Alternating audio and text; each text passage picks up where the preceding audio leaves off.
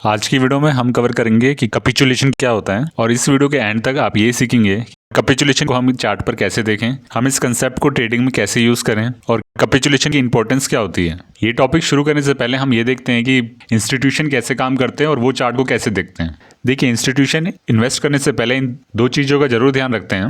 देखिए, पहला होता है वैल्यू। वो इन्वेस्ट करने से पहले ये जरूर देखते हैं कि जिसमें वो इन्वेस्ट कर रहे हैं उसकी कुछ वैल्यू होनी चाहिए, उनको कुछ रिटर्न मिलना चाहिए। हम ये बोल सकते हैं कि उनके लिए वर्थ इन्वेस्टिंग होना चाहिए, तभी वो पर्टिकुलर स्टॉक में अपना इंटरेस्ट दिखाते हैं। देखिए, दूसरा होता है लिक्विडिटी, और आज के टॉपिक के लिए लिक्विडिटी को समझना जरूरी है। तो चलिए पहले लिक्विडिटी को कवर करते हैं। देखिए, लिक्विडिटी का मतलब होता है to get your money whenever you need it. इस डेफिनेशन को आप ध्यान से देखिएगा। इंडिविजुअल और फर्म कैन क्विकली परचेज और sell an asset without causing a drastic change in the asset price. तो इंस्टीट्यूशन किसी भी स्टॉक या इंडेक्स में इन्वेस्ट करने से पहले ये देखते हैं कि पहले तो उसमें वैल्यू होनी चाहिए, दूसरा उसमें लिक्विडिटी हो। इसका मतलब होता है जब वो बाय और सेल करे तो प्राइस में ड्रास्टिक चेंज ना आए, क्योंकि देखिए अगर वो हैवी क्वांटिटी में बाय कर लेंगे, प्राइस मूव कर जाएगा तो उनका जो एवरेज प्राइस होगा वो बिगड़ जाएगा। तो उनको अपना एवरेज प्राइस मेंटेन रखना है और उनको अपनी सारी क्वांटिटी जो उन्हें बाय करनी है या सेल करनी है उन्हें वो भी कंप्लीट करना है। इसलिए वो चाहते हैं कि जब भी वो बाय और सेल करें तो मार्केट में लिक्विडिटी बनी रहे, जिससे वो इजिली एंटर कर पाए और एग्जिट कर पाए। देखिए, आज हम कैपिचुलेशन कवर करेंगे। देखिए, वो टॉपिक मार्केट लिक्विडिटी से डायरेक्टली कनेक्ट है। तो चलिए देखते हैं कि कैपिचुलेशन क्या होता है और उसको हम चार्ट पर कैसे देखें। देखिए, आपके सामने दो डेफिनेशन है, इनका आप लॉजिक समझने की कोशिश कीजिएगा। यहाँ पे आप वीडियो पॉज करके भी इन डेफिनेशन को आराम से पढ़ सकते हैं। ये आपको हेल्प करेगा चार्ट में ये पता लगाने के लिए कि कैपिचुलेशन कहाँ पर हुआ है। देखिए, जैसे यहाँ पे लिखा हुआ है, when investor have decided to give up on trying to recapture lost gains as a result of falling stock prices. देखिए, कैपिचुलेशन का मतलब ये होता है गिव अप करना या फिर सरेंडर करना। देखिए, मार्केट कैपिचुलेशन का मतलब ये हुआ, जैसे मान लीजिए इन्वेस्टर ने एक पोजीशन इस रेंज में इनिशिएट करी, उसके बाद प्राइस यहाँ से ड्रॉप करना शुरू हो गया। जब प्राइस इस पॉइंट पर होगा तो इन्वेस्टर को ऑलरेडी इतना लॉस हो चुका होगा और इन्वेस्टर ने अब तक इस पोजीशन को इसलिए होल्ड कर रखा है क्योंकि उसको एक होप है कि प्राइस यहाँ से रिवर्स करके इसकी डायरेक्शन में मूव करना शुरू कर देगा। देखिए, प्राइस यहाँ से अगर और नीचे मूव करना शुरू करता है, देखिए इन्वेस्टर का जो डिसीजन था इस पोजीशन को होल्ड करने के लिए, अब वो उसको गिव अप कर देता है और वो अपनी पोजीशन यहाँ पर एग्जिट कर देता है। हम ये बोल सकते हैं कि उसके जो लॉस लेने की क्षमता, या फिर हम बोल सकते हैं कि साइकोलॉजी लेवल पर वो इतना ड्रेन हो चुका है कि अब वो इस पोजीशन को और ज्यादा होल्ड नहीं कर सकता। अब जो उसके पास होप थी कि प्राइस यहाँ से रिवर्स करेगा, वो उसको गिव अप कर देता है और वो यहाँ पर एग्जिट हो जाता है। ये तो हमने बात की एक इन्वेस्टर की। ऐसे ही जब मेजॉरिटी लोग अपनी पोजीशन को गिव अप कर देते हैं, तब यहाँ पे हमें एक शार्प ड्रॉप देखने को मिलता है और इस चीज को कहते हैं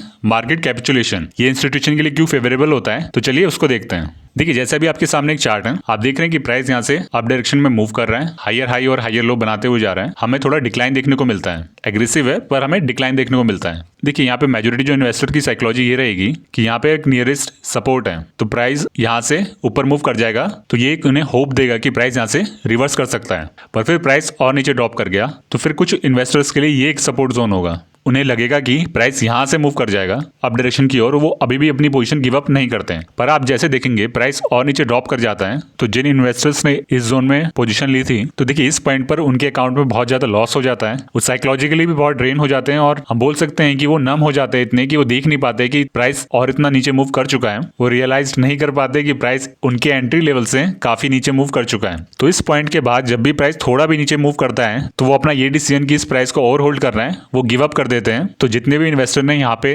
पोजीशन क्रिएट कर रखी होती है, वो फिर इस पॉइंट पे आकर गिव अप कर देते हैं। तो जैसे आप देख रहे हैं, उनके गिव अप करने के बाद तुरंत ही प्राइस एग्रेसिवली अप डायरेक्शन में मूव करने लगता है। तो देखिए, इन्वेस्टर का एक साथ इस तरह से गिव अप करना, इसी को हम बोलते हैं मार्केट कैपिचुलेशन। तो जैसे आप देख रहे हैं कि प्राइस फिर शार्पली अप डायरेक्शन में मूव करना शुरू कर जाता है। तो देखिए, जैसे अभी हमने इस वीडियो की स्टार्टिंग में बात करी थी कि इंस्टीट्यूशन इन्वेस्ट करने से पहले दो चीजें जरूर देखते हैं। पहला होता है वैल्यू, दूसरा होता है लिक्विडिटी। तो देखिए, जब एक साथ इतने इन्वेस्टर अपनी पोजीशन गिव अप करते हैं इस पॉइंट पर, तो देखिए बड़े इंस्टीट्यूशंस के लिए ये एक वैल्यू जोन भी होगा। तो देखिए, उनको मिल गया लिक्विडिटी क्योंकि इतने सारे लोगों ने यहाँ पर कैपिचुलेट कर दिया, गिव अप कर दिया अपनी पोजीशन। तो वो क्या करेंगे, वो अपनी हैवी क्वांटिटी यहाँ पर बाय करना शुरू कर देंगे।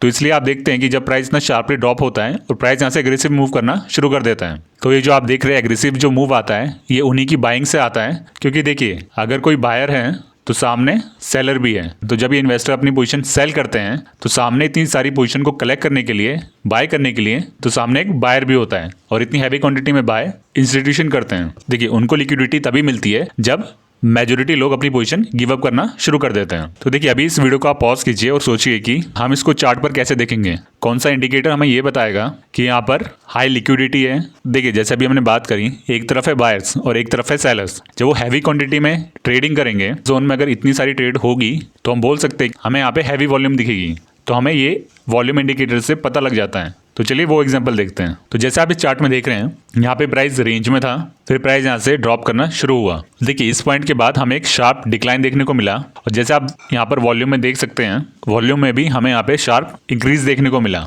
तो हम इस वॉल्यूम को देख के बोल सकते हैं कि इस प्राइस पॉइंट पर हैवी क्वांटिटी में शेयर ट्रेड हुए हैं। तो आप देख सकते हैं कि ये वॉल्यूम इस चार्ट में यहाँ पर हाईएस्ट है। तो उसके बाद हम देखते हैं कि प्राइस यहाँ से एग्रेसिव मूव करना शुरू कर देता है अप डायरेक्शन की ओर। तो हम बोल सकते हैं कि जिन इन्वेस्टर्स ने यहाँ पर बाइंग पोजीशन क्रिएट करी होगी, उन्होंने अपनी पोजीशन इस प्राइस पॉइंट पर आकर गिव अप कर दी है, जो कि हमें वॉल्यूम भी बता रही है। तो देखिए हम इसको इस तरह से भी देख सकते हैं, ये प्राइस पॉइंट आगे जाकर एक अच्छे सपोर्ट की तरह भी काम कर सकता है। अगर यहाँ पे हैवी क्वांटिटी में शेयर ट्रेड हुए और उसके बाद प्राइस इतना एग्रेसिव मूव किया है, तो इसका मतलब किसी ने यहाँ पर एग्रेसिवली बाइंग की है। तो हमारे लिए फ्यूचर में एक अच्छा सपोर्ट जोन हो सकता है। तो जब प्राइस यहाँ पर वापस आता है, तो हम यहाँ पे एक्सपेक्ट कर सकते हैं कि प्राइस यहाँ से एक शार्पली मूव कर सकता है। देखिए हम इसको एक दूसरे तरीके से भी यूज कर सकते हैं। तो मान लीजिए अगर आपने यहाँ पर शॉर्ट पोजीशन क्रिएट करी है, हमारा बायस बियरिश है, तो देखिए ये एक अच्छा प्राइस पॉइंट हो जाता है एग्जिट होने के लिए। देखिए कैपिचुलेशन का डिसएडवांटेज ये भी होता है कि ये जब तक होगा नहीं हमें पता नहीं चलेगा। तो हम बोल सकते हैं अगर हमने यहाँ पर शॉर्ट पोजीशन क्रिएट करी है, तो इस ग्रीन कैंडल पे हम एग्जिट हो सकते हैं। और हमारा लॉजिक ये रहेगा, प्राइस यहाँ पर शार्पली अप डायरेक्शन में मूव करना शुरू कर रहा है, प्राइस यहाँ से रिवर्स हो रहा है, तो बेस्ट एग्जिट हमें यही पॉइंट लगता है, क्योंकि इसके बाद पॉसिबिलिटी यही होती है कि प्राइस एग्रेसिव मूव कर सकता है। तो सेफ यही रहता है कि हम यहाँ पर एग्जिट हो जाएं। तो हम इस तरह से भी इस कंसेप्ट को ट्रेडिंग में यूज कर सकते हैं। देखिए अगर आपको ये कंसेप्ट नहीं समझ में आया, तो इस वीडियो को आप दोबारा देखिए। आपकी कोई भी सवाल हो आप कमेंट सेक्शन में बताइए। देखिए नेक्स्ट वीडियो में हम एक टॉपिक और कवर करेंगे कि जब प्राइस अप ट्रेंड में मूव कर रहा होता है, तो किस पॉइंट पर आकर रिवर्स कर सकता है। जैसे डाउन ट्रेंड में हमें यहाँ पे मार्केट कैपिचुलेशन देखने को मिलती है, तो अप ट्रेंड में हमें यहाँ पर यूफोरिया देखने को मिलता है। तो इस टॉपिक को हम नेक्स्ट वीडियो में कवर करेंगे। आशा करते हैं कि ये वीडियो आपको पसंद आई होगी। आपकी कोई भी सवाल हो या सजेशन हो, आप कमेंट सेक्शन में जरूर बताइएगा। तो चलिए फिर मिलते हैं अगली वीडियो में।